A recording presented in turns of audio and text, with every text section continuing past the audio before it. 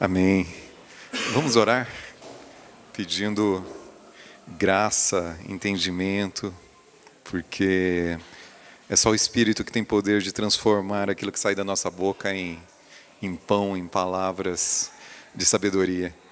Senhor, o Senhor conhece as nossas limitações, ó Pai. O Senhor conhece tudo que vai no nosso coração. Usa-nos, ó Pai, conforme a Tua vontade, apenas conforme a Tua vontade, ó Pai. Senhor, dai-nos sabedoria, transforma o ambiente, ó Pai, transforma os corações, transforma em terra boa. Fala com quem o Senhor quiser falar, ó Pai, para a Tua honra e glória apenas. Em nome de Jesus. Amém.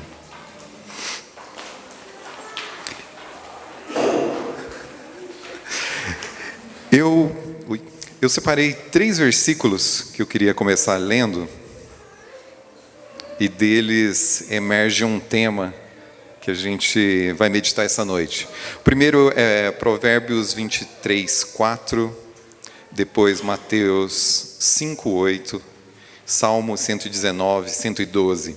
Para facilitar, eu até imprimir. Sobre tudo o que se deve guardar, guarda o teu coração, porque dele procedem as fontes de vida. Provérbios 23, 4. Mateus 5, 8 diz: bem-aventurados os puros de coração, pois verão a Deus. Salmos 119, 112 diz: inclinei o meu coração a guardar os teus mandamentos para sempre, até ao fim. Em algumas versões, até o fim dos meus dias. A gente vê que tem um tema que emerge claramente desses versículos, né? Que é a centralidade do coração em nossa vida. A figura do coração como centro do nosso ser, da nossa vontade, da nossa identidade, foi incorporada na nossa cultura de uma forma que a gente não precisa explicar o conceito de coração. Está claro que não se trata... obrigado, meu amor. Está claro que não se trata do órgão físico, né? Mas apenas deriva da centralidade desse próprio órgão para a nossa sobrevivência. Mas o coração, a figura do coração está presente na nossa linguagem cotidiana, na nossa cultura, está presente no nome de filmes, no nome de novelas, está presente em ditados populares. A nossa cultura tem uma opinião sobre o coração e tem, sobretudo, mais e mais, uma opinião e uma forma de como deve guardar essa verdade autoevidente presente em Provérbios 23, 4. Sobretudo o que se deve guardar, guarda o teu coração, porque dele procedem as fontes de vida. É uma verdade tão autoevidente que está presente em qualquer discurso de autoajuda hoje, e qualquer psicólogo vai falar que você precisa guardar seu coração, se livrar daquilo que está impedindo que essas fontes de vida fluam, ou isso vai contaminar a sua existência inteira. Ou seja, é uma verdade tão autoevidente, é uma verdade tão clara, que mesmo os não cristãos entendem isso. Agora, o que nós temos ouvido como proposta para se guardar o coração? Ultimamente eu tenho ouvido o discurso de autoajuda e um passo além, se apropriando assim de verdades cristãs, e verdades cristãs funcionam para qualquer pessoa. E eu tenho ouvido uma ênfase na necessidade de perdão mesmo. Você deve perdoar. Se você quer viver bem com as pessoas que te cercam, perdoe. Você deve se livrar das mágoas. Você deve esquecer o passado. Por quê? Porque isso é essencial para você viver bem. Não tem apenas a ver com você se relacionar com Deus, com você se chegar à presença dEle. Qualquer pessoa, isso está muito claro, que qualquer pessoa que quiser se sentir bem consigo mesmo, que quiser ter uma vida abundante, vai ter que aprender essas verdades. O problema é que para você, se você não está conectado à fonte de vida, à fonte da água da vida, que pressupõe esse fluir aí, porque o versículo está falando que o coração é uma fonte jorra água. A vida ali é a fonte. Desculpa, a vida ali está na água que passa por essa fonte. O problema e eu vejo o esforço contido em todo esse discurso de autoajuda e dos psicólogos ultimamente, o problema é conseguir fazer isso. Porque imagina, se você tem uma quantidade limitada de água, se você não está recebendo dessa fonte, vocês já viram um chafariz que apenas gira essa água? Cedo ou tarde,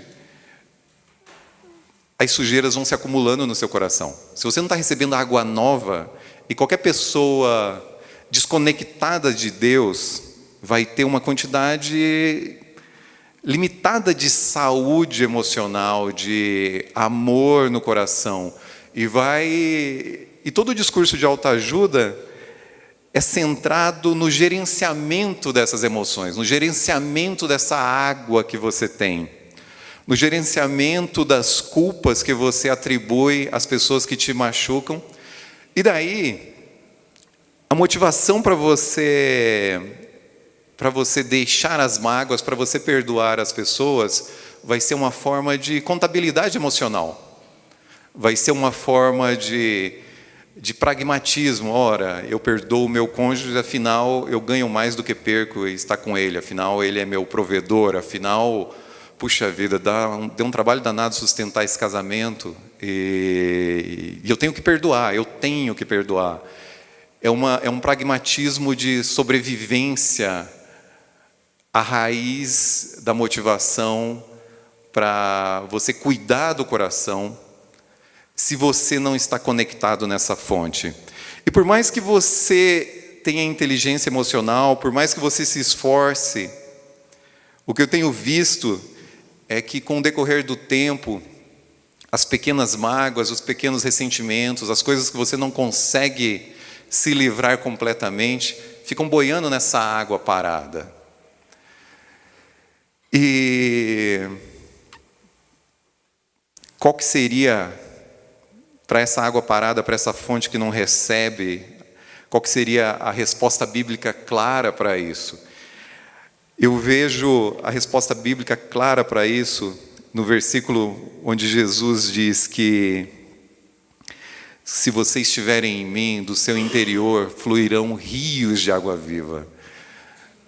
Eu gosto de ter essa imagem que você pode ter uma fonte que já está poluída, uma fonte que tem aquela água que você já reciclou várias vezes, você tem administrado as suas emoções, você tem tentado pelas suas próprias forças perdoar, você tem tentado conviver com as pessoas que às vezes te machucam.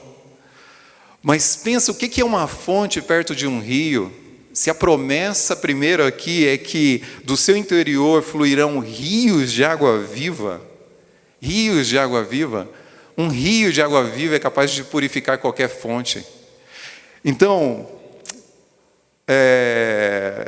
administrar as emoções tem sido a primeira proposta mundana, a primeira proposta da nossa cultura para cuidar do coração. A segunda proposta que eu vejo é pegar esse guardar de forma equivocada e transformar esse guardar em proteger. Proteger contra quem nos fere.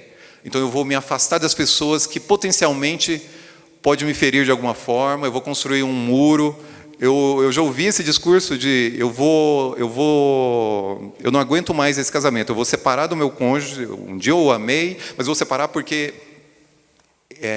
ele só me fere, eu preciso proteger o meu coração. E é muito presente esse discurso na nossa cultura, mas se a gente entender que a fonte precisa estar conectada num rio de água viva, perde todo o sentido. Porque se a gente acredita que foi esse rio de água viva que transformou o nosso próprio coração, Por que eu não vou acreditar que esse rio de água viva não pode transformar as pessoas que me cercam? Eu vou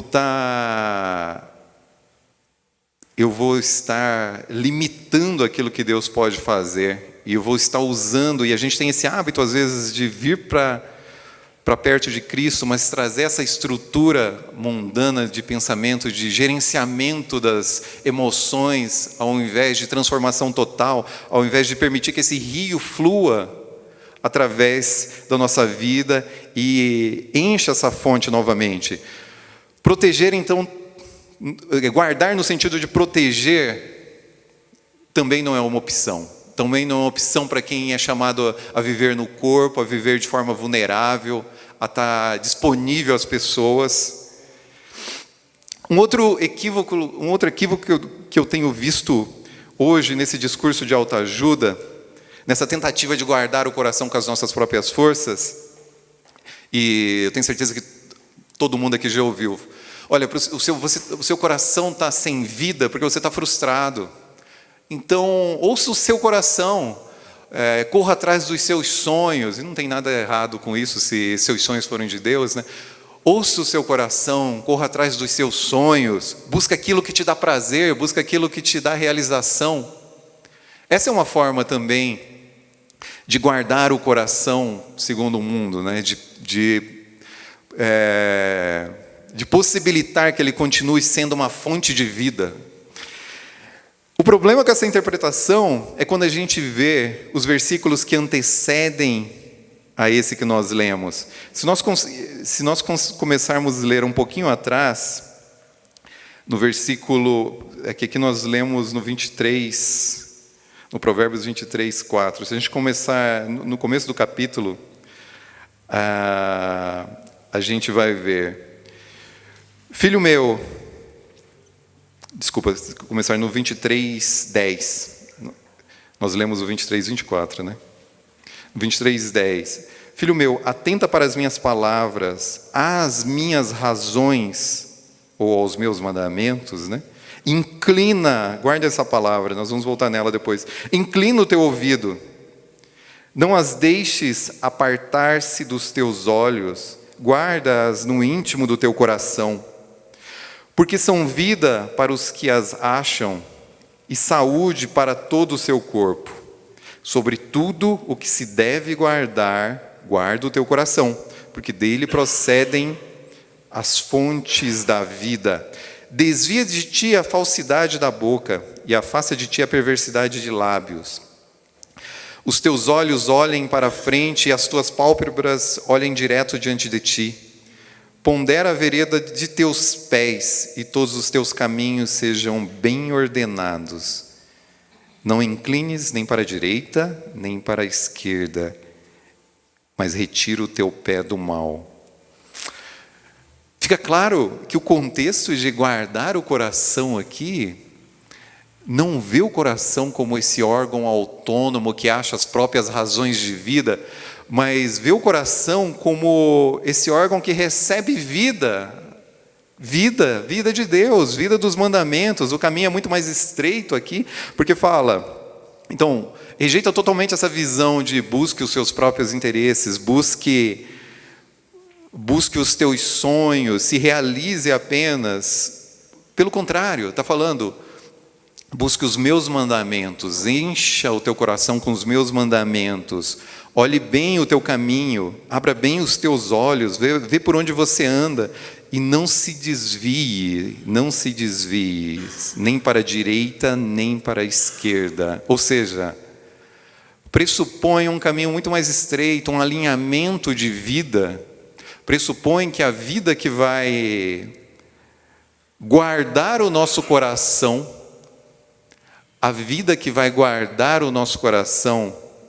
vem do alto. A vida que vai guardar o nosso coração vai passar por obedecer aquilo que Deus tem nos falado.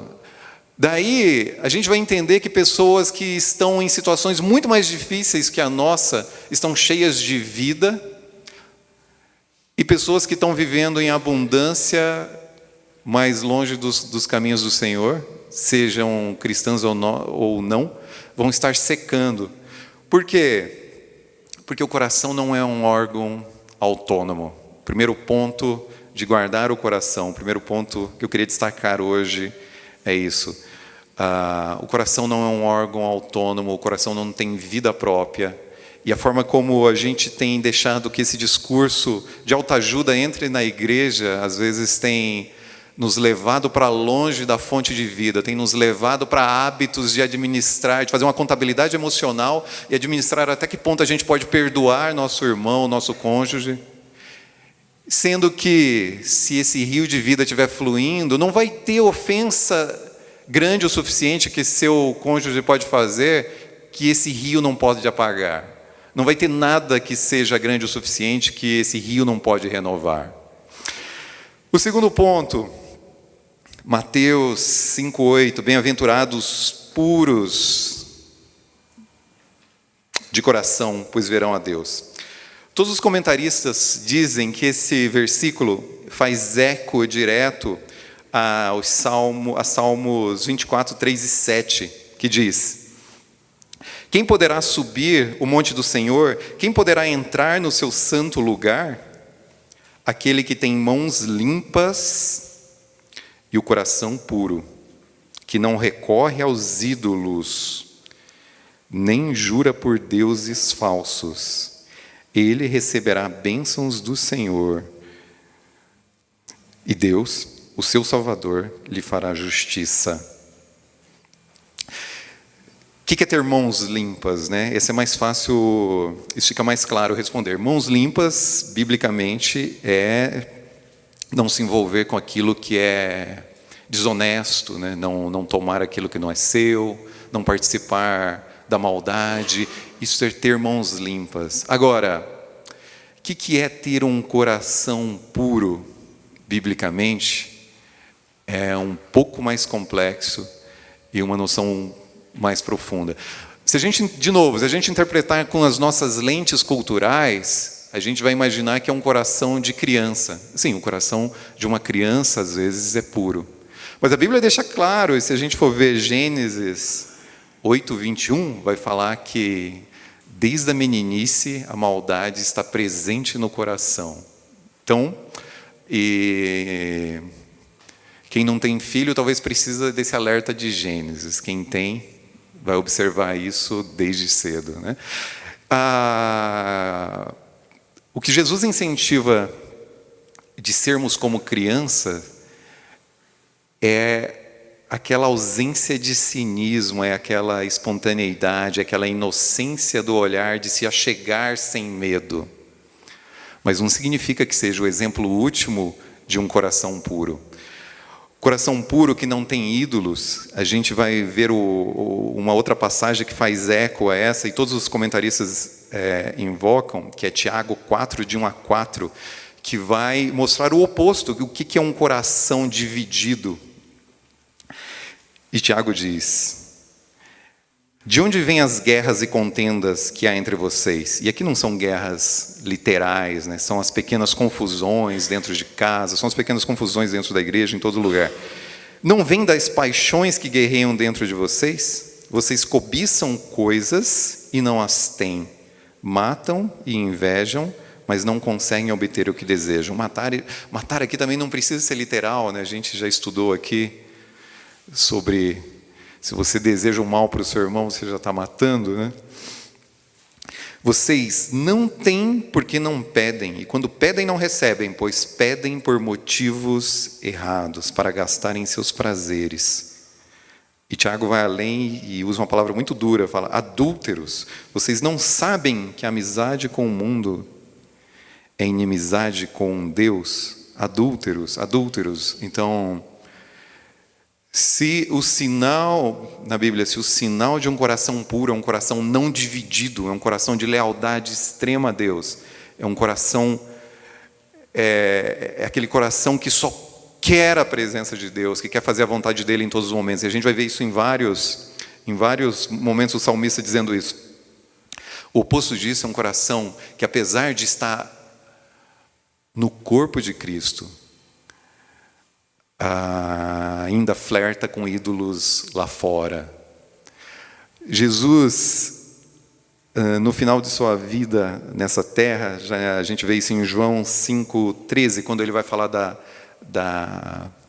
eu sou a videira, né, o texto bastante conhecido, eu sou a videira, vós os ramos. No versículo 3, ele fala, tem uma expressão muito profunda, muito interessante, ele diz: vocês já estão limpos pela palavra que lhes tenho falado.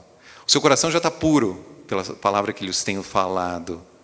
Mas qual que é a advertência naquele momento? É ali: permanecei na videira. Permanecei na videira. Se Mateus 5,8 fala que os puros de coração verão a Deus, o que é esse ver a Deus? É ter acesso à sua presença, é ter o favor de Deus, é perceber a presença de Deus. Deus vai estar presente, mas se você não estiver com o seu coração puro, se você estiver distraído com outras coisas, você não vai ter o privilégio de perceber a presença dele. E você não vai ter o favor. Como que eu sei que é o favor? A gente vê o final do Salmos, que Jesus, na prática, estava fazendo referência quando ele faz esse mandamento. O Salmo falando que ele receberá bênçãos do Senhor e ele lhe fará justiça, ou seja, verá a Deus, passa por isso, por ter acesso à sua presença, a receber dele, a ter esse privilégio de filho. É por isso que esse texto em Tiago fala o oposto, né? Se você com o coração dividido, você vai pedir, mas vai pedir errado, vai pedir mal. Estou pensando nisso agora, ainda em relação ao texto da videira. É interessante que o texto da videira, ao alertar que aquele que está nele é podado, né, para que dê mais fruto ainda, e termina de uma forma interessante, que é: se vós permanecerdes em mim, e minhas palavras permanecerdes em vós, ou seja, são duas coisas ao mesmo tempo. Se eu permanecer na videira, mas se eu deixar essas palavras entrarem no meu coração e ordenarem a minha vida, pedirei tudo o que quiseres e vos serás feito. Por quê? Porque eu vou pedir aquilo conforme a vontade de Deus. Porque a minha imaginação vai estar inundada pela perspectiva dele, e eu vou cobiçar as coisas que são dele. É por isso que os puros de coração verão a Deus. Os puros de coração vão enxergar Deus e a lógica divina por trás de todas as situações. Vão enxergar Deus nas circunstâncias e vão conseguir enxergar o que Deus está fazendo na sua vida e não vão murmurar, porque às vezes essa poda pode doer um pouco. Mas essa poda, para os puros de coração, é para que você dê mais fruto ainda. É para que seu coração não seja dividido.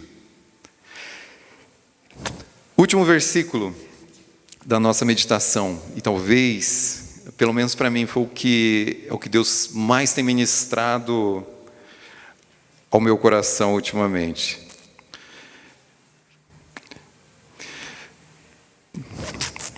Peraí.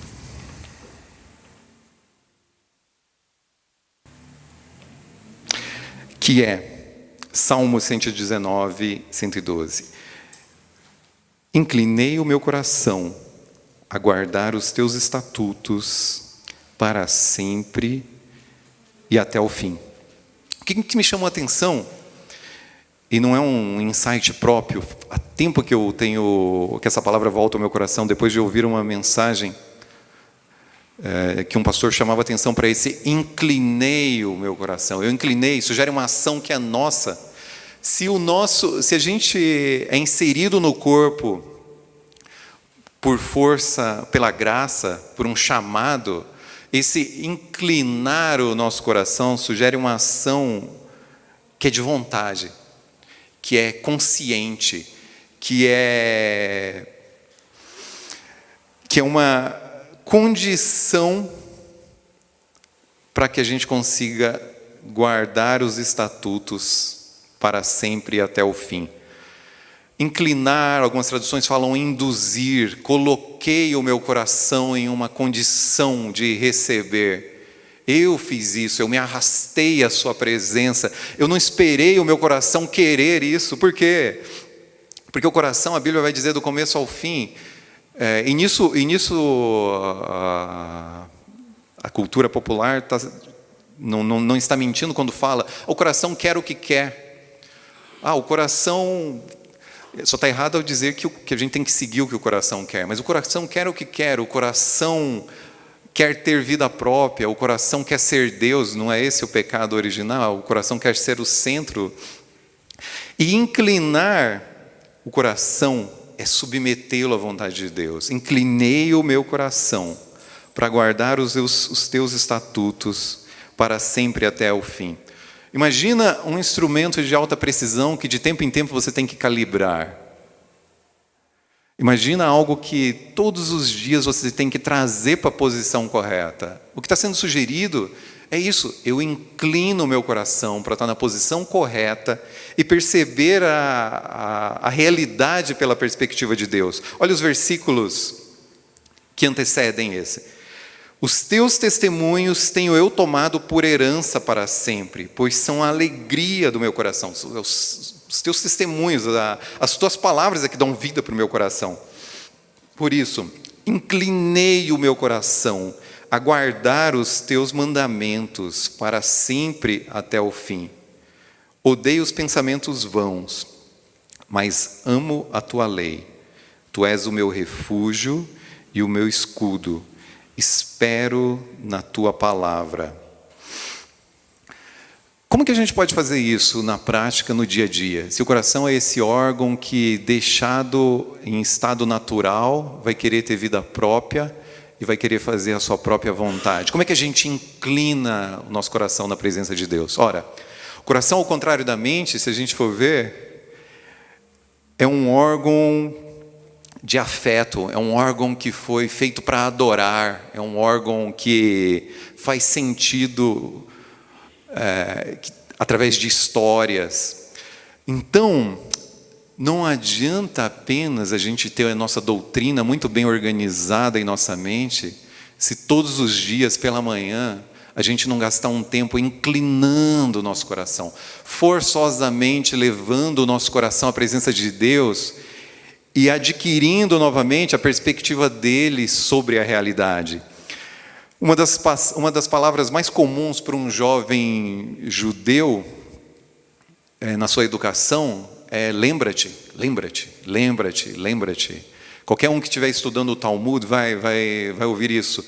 Uma das palavras é lembra-te.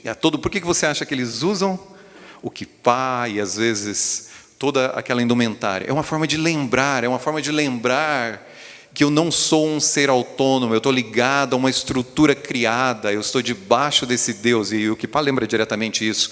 Então eu me lembro e eu me submeto, eu lembro e submeto o meu coração a todo momento. E essa é a primeira vantagem, quando você se submete, e a gente viu lá atrás, você se põe de novo conectado de onde vêm as águas vivas. Quando o nosso coração, quando a gente força ele não ser autônomo e submete aos mandamentos, não era isso que dizia lá em Provérbios? A gente vai tê-lo guardado. Ele é uma forma de guardar, submeter aos mandamentos é uma forma de guardar. Então, incliná-lo e submeter à vontade de Deus diariamente é uma forma de receber vida. É uma forma do coração ser avivado, é uma forma do coração ter a perspectiva certa.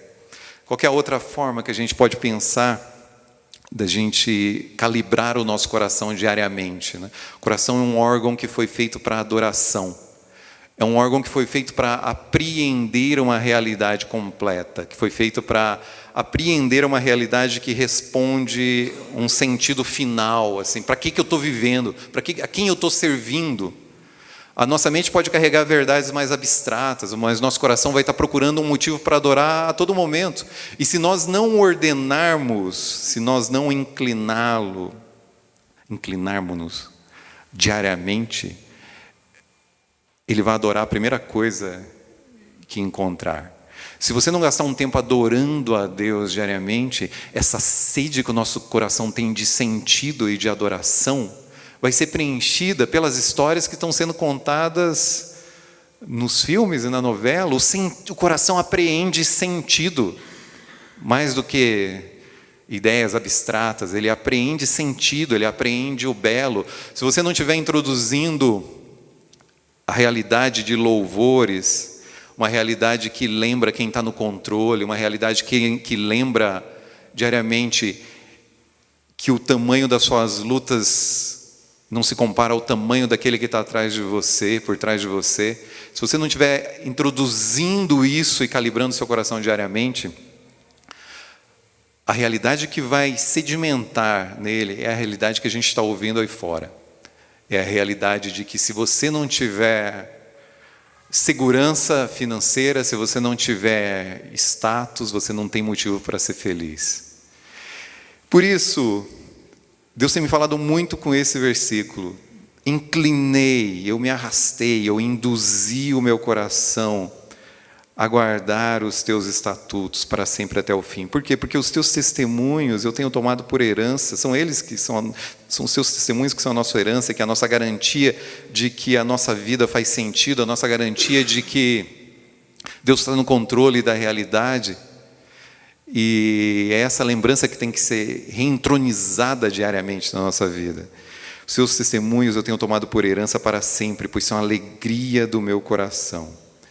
Odeio os pensamentos vãos, ou seja, odeio tudo aquilo que divide a tua atenção, tudo aquilo que é supérfluo, porque às vezes eles não são um pecado em si mesmo, eles são apenas aquilo que tira a nossa fome da presença de Deus. Nós temos falado sobre isso na nossa escola dominical.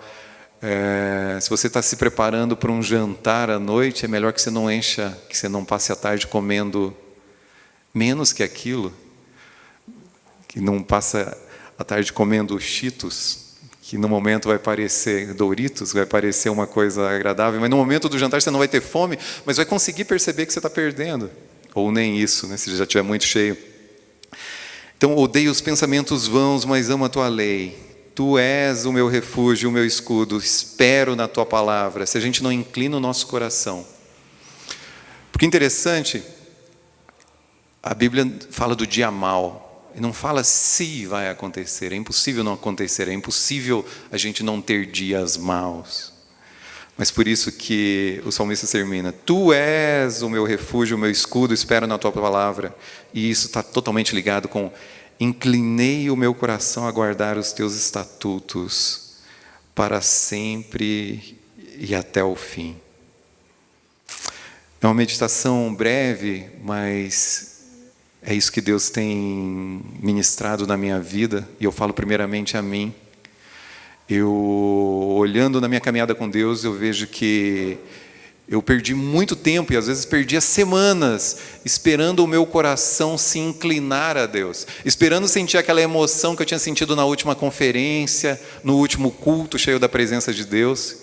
E enquanto eu não aprendi que a minha obrigação diária é inclinar o meu coração e levá-lo até Deus, ou seja, Deus acende o fogo, quem que o alimenta, né? Quem que tem a obrigação de colocar lenhas todo dia? Quem que tem a obrigação de inclinar o coração, de não começar o dia sem gastar um tempo reorganizando a nossa perspectiva interior, lembrando quem está no controle, lembrando o que pode dar vida para o nosso coração, lembrando o que é ter um coração puro, que é a condição de ver a Deus, de poder chegar à presença de Deus, lembrando o que significa ter um coração não dividido. E a gente só consegue fazer isso se a gente diariamente, não pode ser semanalmente, se diariamente a gente inclinar o nosso coração, forçosamente levá-lo à presença de Deus, renovar a nossa perspectiva, lembrar de onde são as fontes de vida. Amém? Essa é o que Deus pôs no meu coração para hoje. Vamos orar? Senhor Deus, sele a Tua palavra, Pai, em nossos corações, conforme a Tua vontade. Senhor, o Senhor é aquele que fala apesar das nossas limitações. É o Senhor que transforma em vida aquilo que o Senhor quer dizer. Pai, que a água viva que flui do Teu trono e a promessa para nós, ó Pai, flua do nosso interior, trazendo vida, trazendo uma perspectiva nova, tirando, ó Pai, tudo aquilo que tem atrapalhado, tudo aquilo que é velho, tudo aquilo, ó Pai, que parte da nossa justiça própria, toda a nossa dificuldade de perdoar, ó Pai, toda a nossa facilidade de cobrar explicações e cobrar do próximo. Senhor, que a água viva que flui e que é maior do que as fontes que trazemos no nosso coração, que essa água viva, Pai, passe com poder sobre nós nessa noite, retirando, Senhor, tudo aquilo que não te agrada, trazendo vida, vida, vida, vida em abundância, na força do Teu Espírito, em nome de Jesus. Amém.